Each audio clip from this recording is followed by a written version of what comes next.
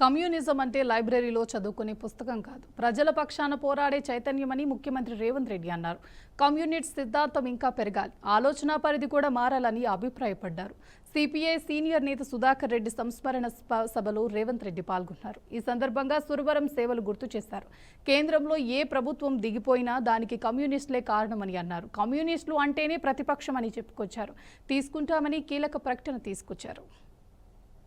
పెద్దలు సుధాకర్ రెడ్డి గారి సూచనను మా మంత్రివర్గం మా ప్రభుత్వం తప్పకుండా తీసుకుంటుందని చెప్పి అక్కడికక్కడ శాసనసభలో తెలుగు యూనివర్సిటీకి సురవరం ప్రతాప్ రెడ్డి గారిని ప్రకటించడమే కాదు, ఈనాడు తెలుగు యూనివర్సిటీకి సురవరం ప్రతాప్ రెడ్డి గారి పేరు పెట్టి మంత్రివర్గంలో నిర్ణయం తీసుకొని ఈరోజు తెలంగాణలో ఉన్న తెలుగు యూనివర్సిటీకి సురవరం ప్రతాప్ రెడ్డి గారి పేరు పెట్టుకోవడం జరిగింది అని చెప్పి ఈ సందర్భంగా గుర్తు చేస్తున్నాను.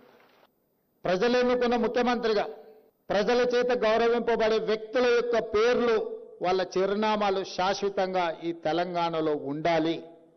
అందుకే కోటి ఉమెన్స్ కాలేజ్ యూనివర్సిటీగా మారితే ఆ మహిళా యూనివర్సిటీకి వీరనారి చాకలి ఐలమ్మ పేరు పెట్టడం ద్వారా ఈ తెలంగాణలో పోరాట స్ఫూర్తికి గౌరవం ఉంటుంది అని చెప్పి తెలుగు యూనివర్సిటీకి వీరనారి చాకలి ఐలమ్మ పేరు మా ప్రభుత్వం పెట్టింది.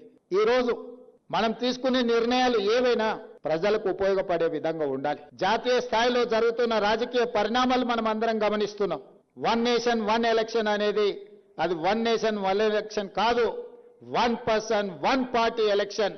ఇట్లాంటి సమయంలో సురవరం సుధాకర్ రెడ్డి గారు లాంటి నాయకులు జాతీయ స్థాయిలో ఉండింటే ఇంకా పక్కడ్బందీగా ఇండియా కూటమి రాజకీయాలు బలపడేవి. ఈరోజు జస్టిస్ సుదర్శన్ రెడ్డి గారిని మన ప్రాంతం నుంచి ఉపరాష్ట్రపతిగా ఎన్నికల్లో పెట్టడం అంటే ప్రజాస్వామ్యాన్ని పరిరక్షించడానికి, ఈ రాజ్యాంగాన్ని రద్దు చేయాలనుకునే పక్షాలు ఒకవైపు ఈ రాజ్యాంగాన్ని పరిరక్షించి ప్రజలకు ఉపయోగపడే విధంగా దీన్ని మరింత బలోపేతం చేయాలన్న ఆలోచన ఇంకొక వైపు. ఇలాంటి సందర్భంలో సురవరం సుధాకర్ రెడ్డి గారు లాంటి వ్యక్తులు అవసరం.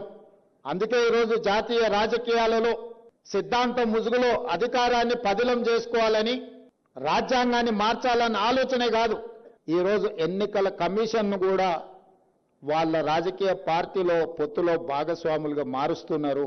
ఇది అత్యంత ప్రమాదకరం ప్రజాస్వామ్యానికి. ఈరోజు జాతీయ రాజకీయాలలో కాంగ్రెస్ కమ్యూనిస్టులే కాదు, ప్రజాస్వామ్యాన్ని పరిరక్షించాలనుకున్న ప్రతి వాళ్ళు కదలాలి.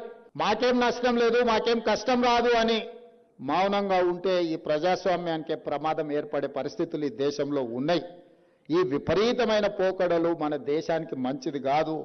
75 సంవత్సరాలు పూర్తి చేసుకున్న ఈ ప్రజాస్వామిక దేశంలో ప్రజల యొక్క ప్రాథమిక హక్కు అయిన ఓటునే తొలగించే ప్రమాదకరమైన పరిస్థితులు వస్తున్నాయంటే మనందరం కూడా ఆలోచన చెయ్యాలి, చర్చించాలి. మనం ఎవరము మాట్లాడడం లేదు, మనం ఎవరము చైతన్యపరిచే ఆలోచన చెయ్యడం లేదు. చేసినా పూర్తి స్థాయిలో మనం దాని పట్ల కార్యాచరణ సిద్ధం చేసుకోవడం లేదు. అందుకే ఈ వేదిక మీద నుంచి సురవరం సుధాకర్ రెడ్డి గారి సంస్మరణ సభ వేదిక మీద వారు నమ్మిన సిద్ధాంతం ప్రజాస్వామ్యం, వారు నమ్మిన సిద్ధాంతం డాక్టర్ బాబాసాహెబ్ అంబేద్కర్ గారు అందించిన రాజ్యాంగాన్ని ట్రూ స్పిరిట్తో అమలు చేయాలి అని వారి ఆలోచన. మరి వారికి మనం అర్పించే ఘనమైన నివాళి వారు పాటించిన సిద్ధాంతాన్ని ఈరోజు మనం కొనసాగించాలి. వారి జ్ఞాపకార్థంగా ప్రభుత్వం చేయవలసిన ప్రతి పని చేపడుతుంది.